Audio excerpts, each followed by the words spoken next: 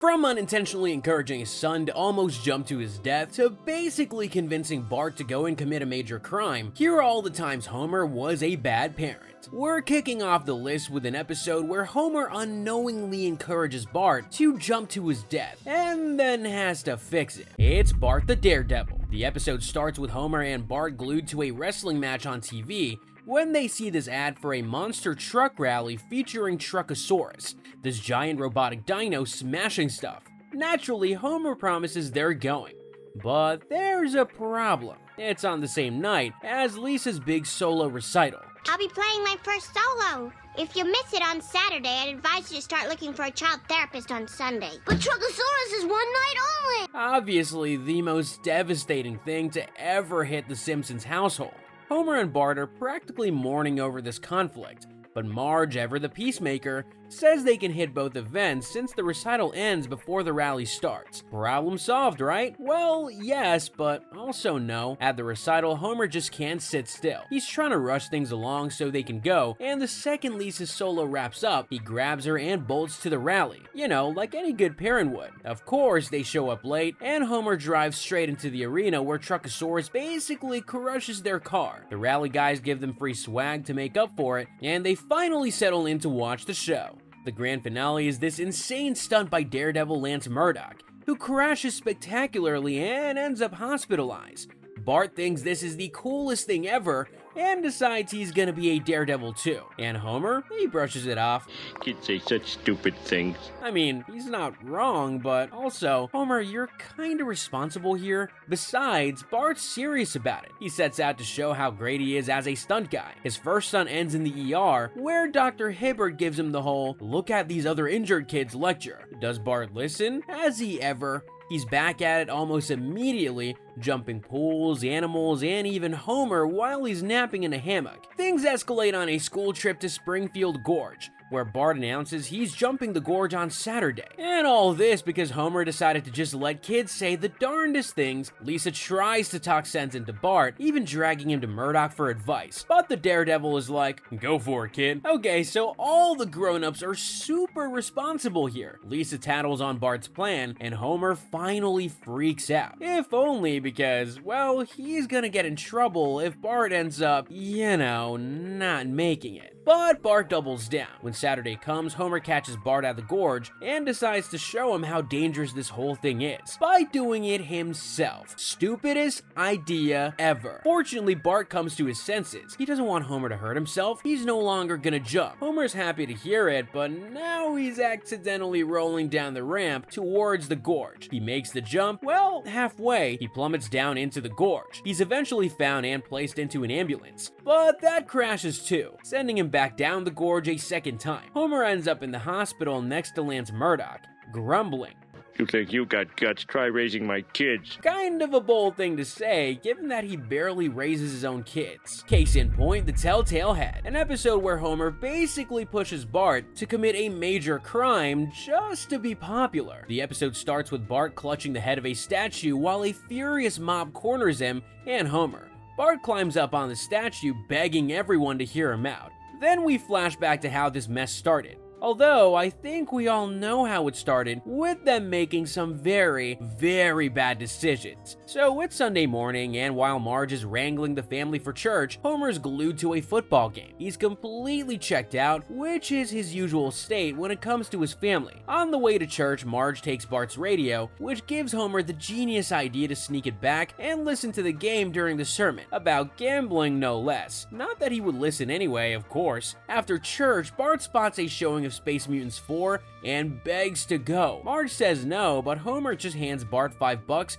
and waves him off, which is yet another example of Homer's extremely inspiring and wholly underwhelming parenting style. At the theater, Bart meets Jimbo, Dolph, and Kearney, who sneak him into the movie. But of course they all get caught and kicked out. So they hit the Quickie Mart where the trio shoplifts while Bart buys squishes to distract Apu. Bart soon realizes he was just their decoy, but instead of calling them out, he stays quiet to stay cool. To be fair, that is the kind of thing Homer would encourage him to do. The group ends up at the town square, throwing rocks at the statue of Jebediah Springfield. Bart half-heartedly joins in, but gets spooked when some guy scolds them. Later, while lying on a hill, Someone jokes about cutting off the statue's head. Bart tries to defend Jebediah, but they mock him, and Bart, desperate to fit in, gets an idea to do the unthinkable. Yup, you know what it's gonna be. Bart turns to his dad for advice. How important is it to be popular?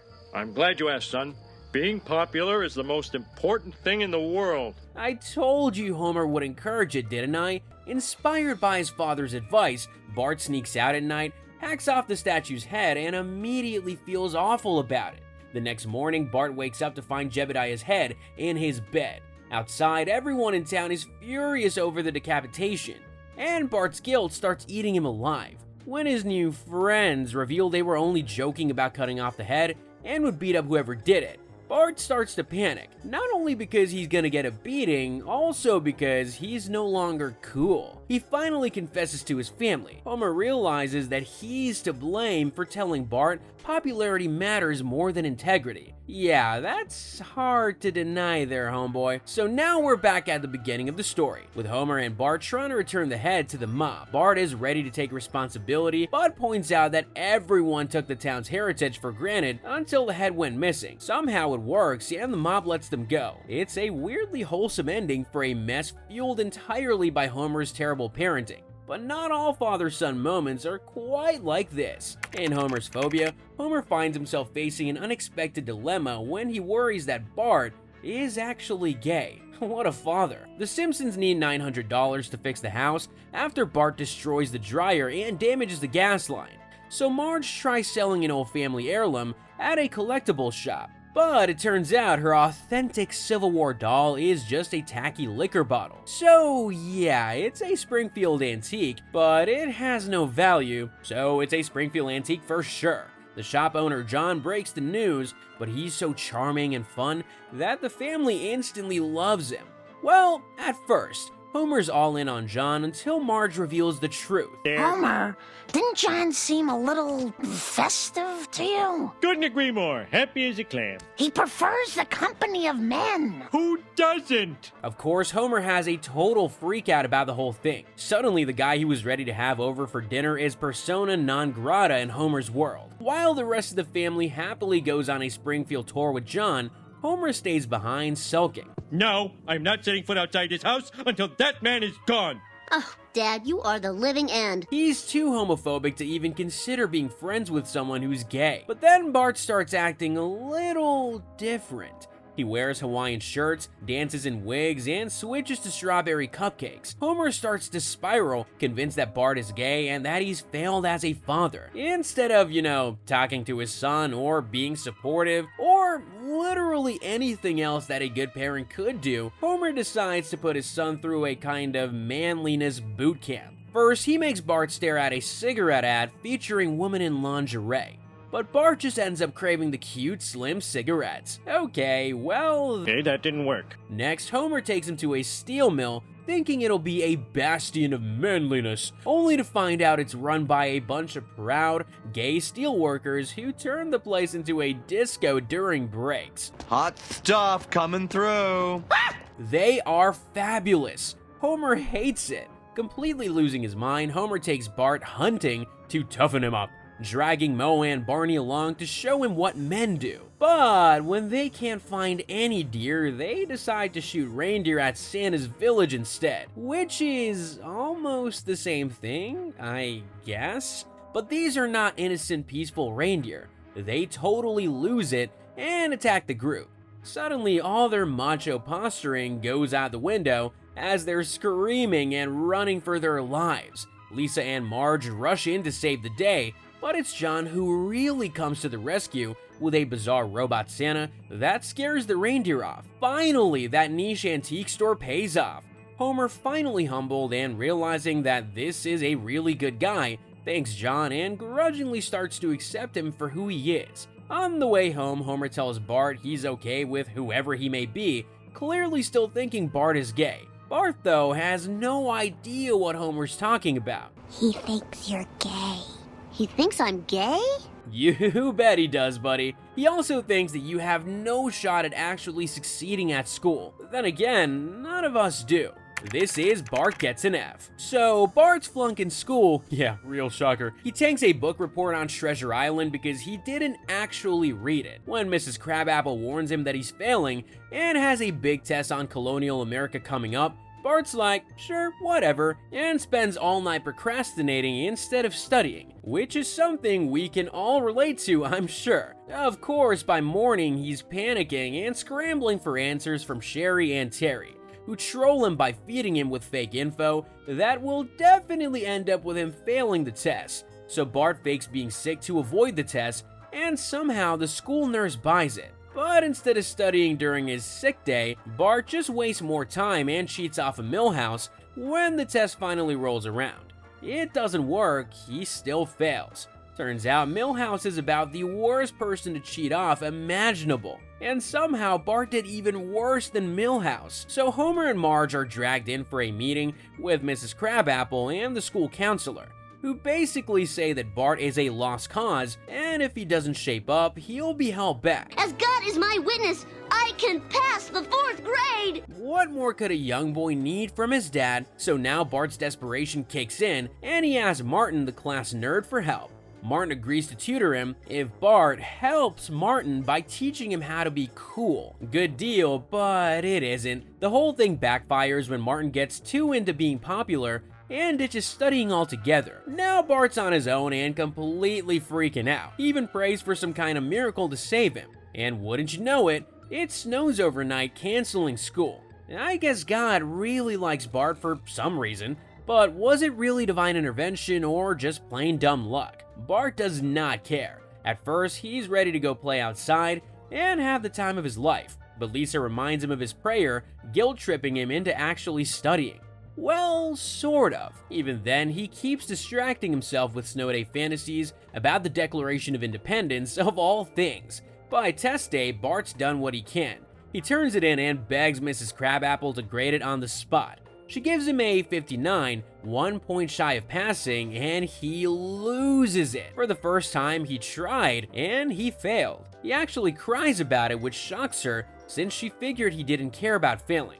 Bart complains that he now understands how George Washington felt when he surrendered for necessity, and she's so impressed by this random bit of information that she bumps his grade to a 60, a D-, but still passing, and arguably his best grade ever. Bart's over the moon, runs home to tell everyone, and Homer proudly sticks that D- on the fridge like it's an A+. We're proud of you, boy. Thanks, Dad. Sure, Bart, whatever gets you through, buddy. I mean, everybody has to tell themselves some comforting words sometimes, and nobody does that more than Ned Flanders. The Simpson kids adopt a father, whether they want him or not. It's home sweet home diddly-dum doodly. The episode kicks off when Homer books a surprise spa trip for Marge, but completely ignores her very reasonable request to clean the house before they leave. Instead, he dumps Bart, Lisa, and Maggie on Grandpa, who, let's be honest, is far from the sharpest babysitter. Unsurprisingly, chaos ensues. Bart gets lice thanks to Milhouse's monkey. Let's not get into that one. Lisa's shoes get stolen by bullies, and by the time they're back home in garbage bags, because of course Bart's clothes had to be burned, the house is a disaster. So Principal Skinner calls in child welfare over the state of the house, and Grandpa allegedly sleeping in his own filth. The kids get whisked away before Homer and Marge even get back, and suddenly Bart, Lisa, and Maggie are living next door at the Flanders place, which is somehow worse than what they suffered with Grandpa. Ned's idea of fostering them, cottage cheese nachos, which aren't actually nachos, endless Bible trivia, and banning Itchy and Scratchy. Bart and Lisa hate every second of it, but Maggie's thriving. Why? Because Ned actually pays attention to her, something Homer can never really be bothered with. Back at home, Marge is riddled with guilt, while Homer's having a pity party for himself, by which I mean he's finding a way to blame everything on Bart. I miss the way Bart would say something and then say dude. Finally, Homer and Marge end up in court, where they're told to take a family care class to prove they're not the world's worst parents. Homer has to learn the basics, like how milk belongs in the fridge, but Marge is humiliated because she already knows this stuff. I mean, she has a fully functioning brain and everything. Eventually, they pass the test, after Marge's drug test eventually confirms she's not a crack addict, and they're ready to get their kids back for good. But wait, Ned has decided to baptize Bart and Lisa. Luckily enough, Homer figures out Ned's plan just in time, and rushes to the river, snatching Bart right as the holy water splashes on his own head. He growls like a demon, which Ned interprets as Homer being baptized. I guess now Homer is destined for a better place. In the end, the kids are back where they belong, though Maggie's pretty reluctant until Marge shows up. The family heads home, ragging on Ned's garage decor, because come on, no episode is complete without a jab at Flanders, but Homer is the polar opposite. I mean, nobody's more blunt and focused on safety than Homer. Sometimes. This is Homer's Odyssey. The episode starts with Bart's class visiting the nuclear power plant. Bart is already having a rough time having to behave on the field trip, and things only get worse when Sherry and Terry tell him their dad thinks Homer is incompetent. What does incompetent mean? It means he spends more time yakking and scarfing down donuts than doing his job. Oh, okay. I thought you were putting him down. Well, right on cue, Homer crashes a cart into a vent pipe in front of the entire class, causing a dangerous gas leak. Naturally, he gets fired on the spot, leaving Bart humiliated and hiding his face. But hey, he taught them a valuable lesson about the dangers of carts. The next morning, Homer spirals into a funk, unable to get a job anywhere. He ends up lying on the couch in a daze, while Marge picks up the slack by going back to her old job as a roller skating waitress. Pretty much the status quo for the Simpsons family. Well, maybe not Marge on skates. There, Homer. You'll find a job. You've caused plenty of industrial accidents, and you've always bounced back. Homer's depression hits rock bottom when he steals Bart's piggy bank to buy beer. Yes, he robs his own child. Let that one sink in for a second. When he realizes there's not even enough for a single beer, he decides the only solution is to end it all. He writes a farewell note and drags a boulder to a bridge, intending to jump. Yikes. Meanwhile, Bart, Lisa, and Marge discover Homer's note and race to stop him. They find him at the bridge, but their near miss with an intersection accident sparks an idea in Homer's head. The town needs better safety measures. This moment shifts Homer's focus, giving him a newfound purpose to campaign for safer streets in Springfield. I guess that is a better alternative than what he was gonna do, if only he was actually responsible enough to do a good job. Homer's safety crusade quickly snowballs into a citywide movement, and he even stages a protest against the power plant's lax safety standards, most of which are, of course, his fault. This catches the attention of Mr. Burns, who offers him a job as the plant's safety inspector. Despite Burns wanting Homer to lie about the plant's safety, Homer stands firm, earning respect for his genuine passion for making things safer. Sorry, his temporary passion for making things safer, that's better. Homer goes out onto the balcony to announce his new job and immediately falls off the balcony. The crowd quickly catches him, carrying him off in celebration. Well, at least he's still alive. For now, but according to a pretty important character in this next episode, that's not for long. It's Homer the Heretic, in which Homer sets an extraordinarily bad example. It's a freezing cold Sunday during a blizzard, and while Marge bundles everyone up for the icy trek to church, Homer flat out refuses to get out of bed, ripping his pants in the process and deciding he'd rather stay home. A pretty A-plus parenting move, as I'm sure you'll agree. As Bart questions where their dad is, Marge tries to cover for him, but you can tell she's seething inside. I mean, she's not the most subtle person. With the house all to himself, Homer has the time of his life. He cranks up the heat, dances around in his underwear, and even makes his bizarre moon waffles, which involve caramel and liquid smoke, which sounds, frankly, absolutely disgusting. Meanwhile, Marge and the kids are freezing at church, stuck listening to a sermon in a building with no working furnace. By the time they make it back home, cold, miserable, and stranded in a car that won't start, Homer is positively glowing about his best day ever. And that, of course, just makes Bart all the more interested in skipping church. Are you actually giving up your faith? No.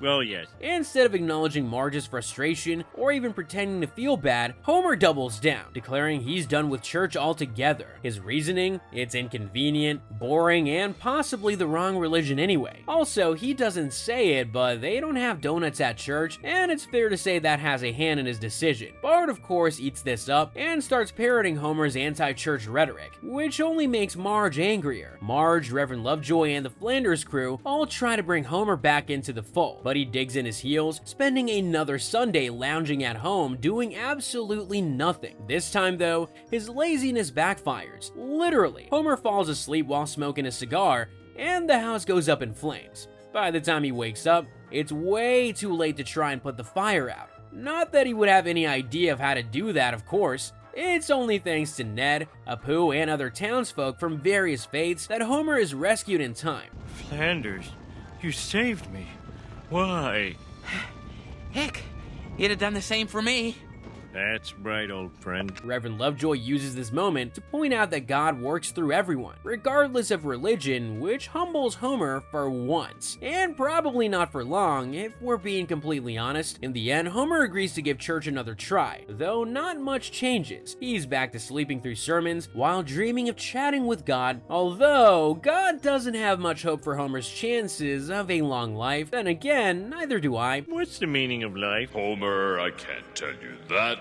Come on. You'll find out when you die. I can't wait that long. You can't wait 6 months? Fortunately, Homer is still around to take care of his family. Well, if you could even call it care. Our next episode, Homer Alone, sees Marge having a breakdown and leaving Homer to look after the kids. It goes exactly how you think it will. The episode kicks off when Marge has a full breakdown in her car, thanks to the total disregard and mistreatment by her family. She ends up blocking traffic on the Springfield Memorial Bridge in protest, causing chaos and landing herself on the news. And of course, they don't take her seriously either. Chief Wiggum calls Homer to the scene, where he manages to calm Marge down with a rare, heartfelt apology, but she's still arrested.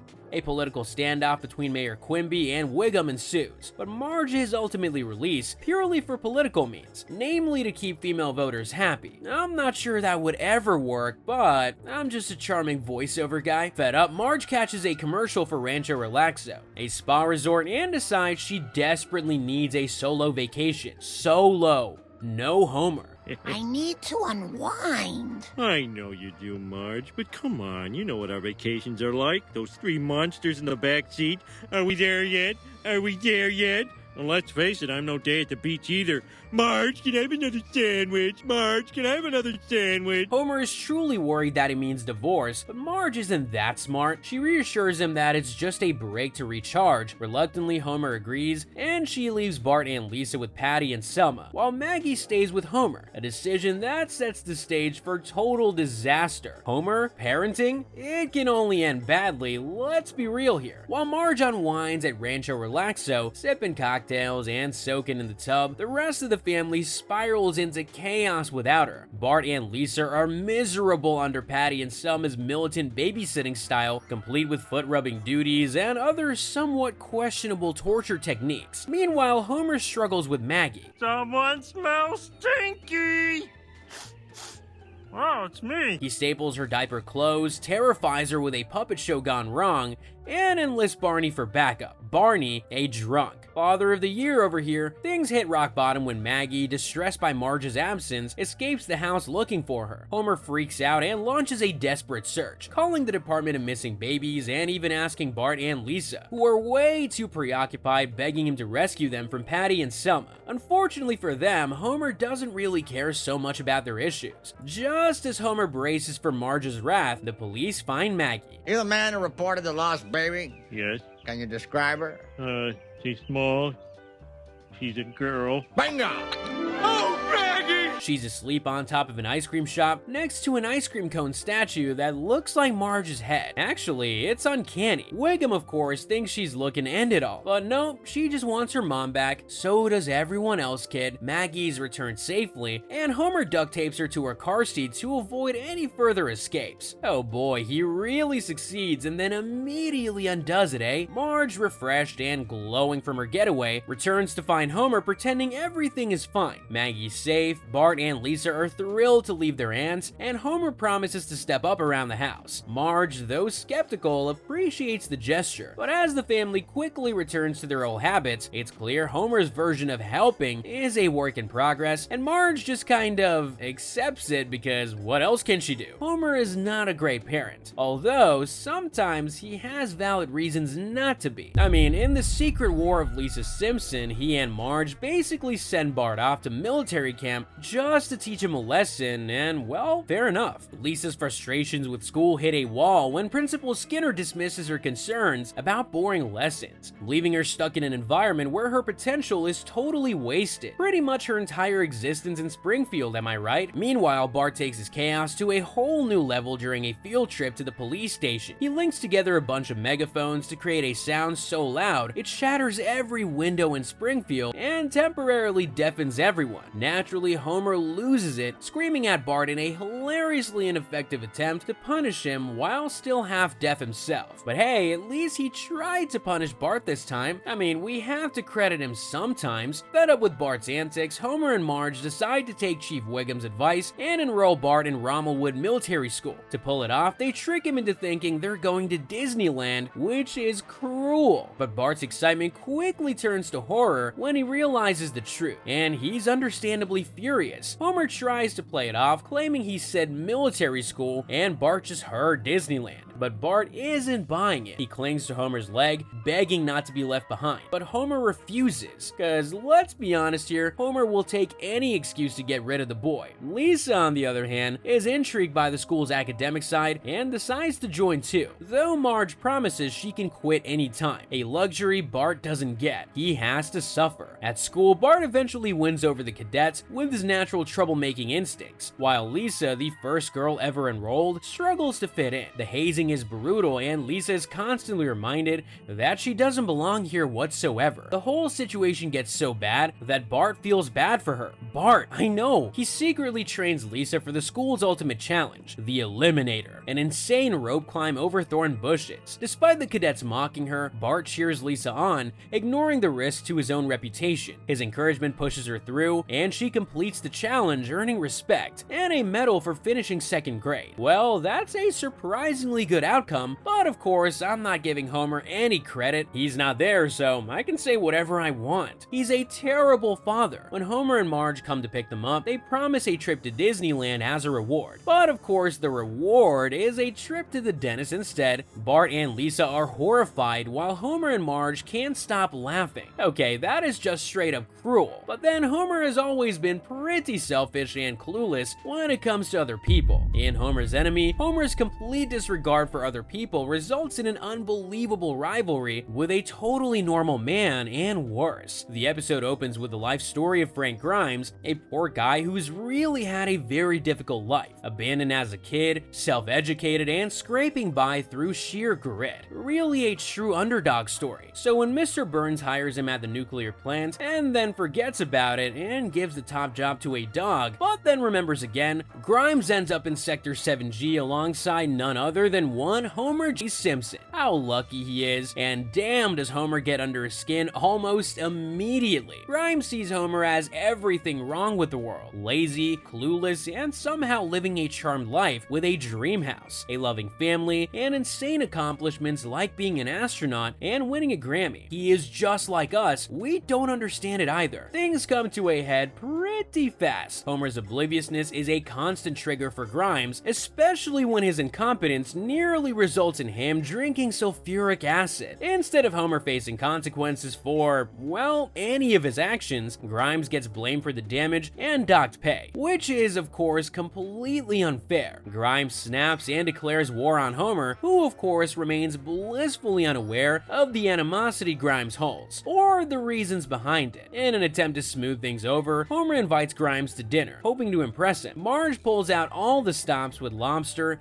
and fancy clothes, but the visit only fuels Grimes' resentment. He's horrified by how much Homer has, despite doing so little to earn it. His life is so perfect, so unbelievably beautiful that, to Grimes, it's a slap in the face to everything he's worked so hard for. After an angry rant, Grimes leaves, telling Marge and the kids they're lovely, but he's done with Homer for good. Encouraged by Marge to clean up his act, Homer tries being more professional at work. Predictably, it doesn't go well, and Grimes, at his wit's end, hatches a plan to humiliate Homer and expose him as a total fraud. And his scheme is particularly smart, if kind of mean. He tricks him into entering a kids contest to design a power plant, but Homer's crude model somehow wins first prize, earning him a standing ovation. Grimes completely loses it, mocking Homer's antics around the plant until, in a tragic accident, he electrocutes himself on high voltage cables. Yeah, he dies. That's pretty tragic. At the funeral, Homer falls asleep and mutters about the TV, making everyone laugh as Grimes is laid to rest. A final, pretty grim reminder of Homer's total ignorance of the world.